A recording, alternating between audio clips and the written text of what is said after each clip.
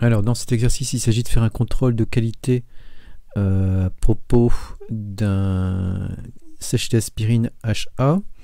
Donc, sur la notice, on trouve donc une teneur en aspirine de 100 mg et il s'agit de faire un contrôle de qualité pour voir si l'écart entre la valeur expérimentale et la valeur de référence est bien plus petite que 1%. Donc pour cela, on a fait le titrage du cachet aspirine par pH métrie, c'est-à-dire qu'on a dissous le contenu du cachet dans un fiole jugé de 500 ml d'eau. Puis après, on a pris une prise d'essai de 10 ml et on a mis dans la burette une solution d'hydroxyde de sodium. Et on a suivi l'évolution du pH, donc ça c'est la courbe rouge. Et puis on a utilisé un logiciel qui a permis de calculer, de tracer la courbe donnant la dérivée du pH en fonction du volume de base versé. Et on observe ici le passage par un maximum, donc ça a été agrandi et on peut voir que on a ici un maximum qui a été pris pour un peu plus que 11.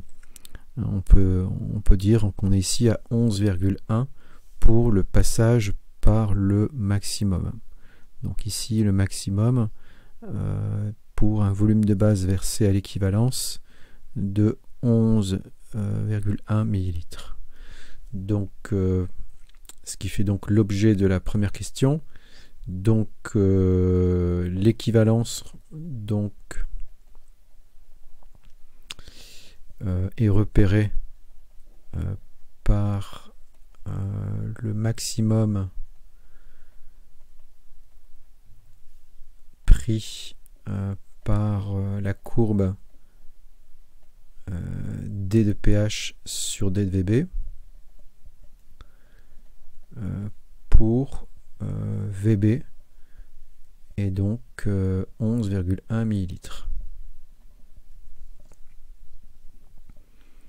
Alors, quelle est l'équation support du titrage? Eh bien, donc l'aspirine, bon, il est noté HA pour simplifier, donc c'est l'acide du couple HA-, et dans la burette graduée, on utilise la soude pour réaliser la réaction. Donc la soude qui est la base du couple H-H2O. Donc la réaction est totale, donc on a un échange de protons, donc HA plus H- donne A- plus H2O.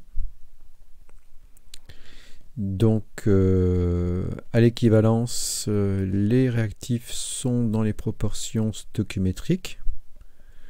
Donc ici les coefficients stoichiométriques sont 1 et 1. Donc sont dans les proportions stoichiométriques. Donc ça signifie que le nombre de moles d'HA qui se trouve dans notre volume VA de 10 ml de S sur 1, donc ça c'est 10 ml de S, sera égal au nombre de moles d'ion H- versé à l'équivalence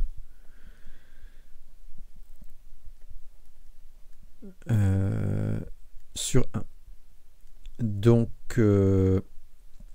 on va pouvoir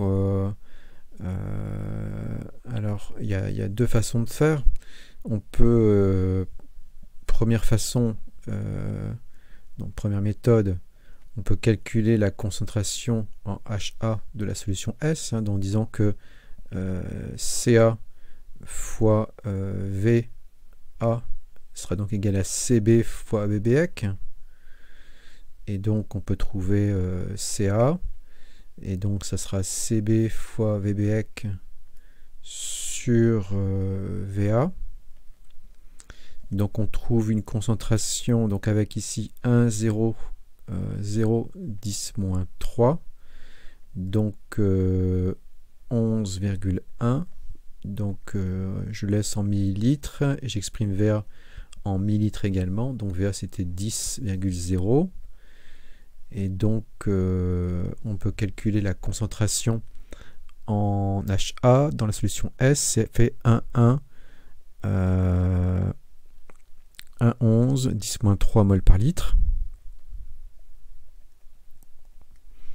Donc, une fois qu'on a la concentration en HA de la solution S, eh bien, on peut trouver le nombre de moles de HA qu'il y a dans les 500 ml de S.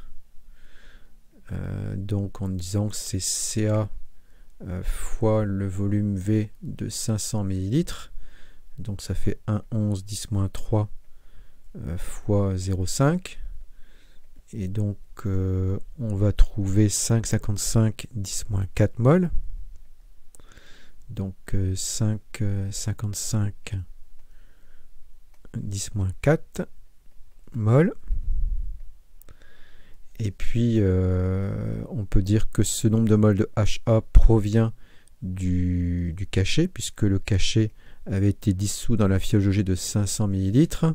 Donc le nombre de moles de HA dans le cachet, eh bien c'est le nombre de moles de HA qu'il y avait dans les 500 ml.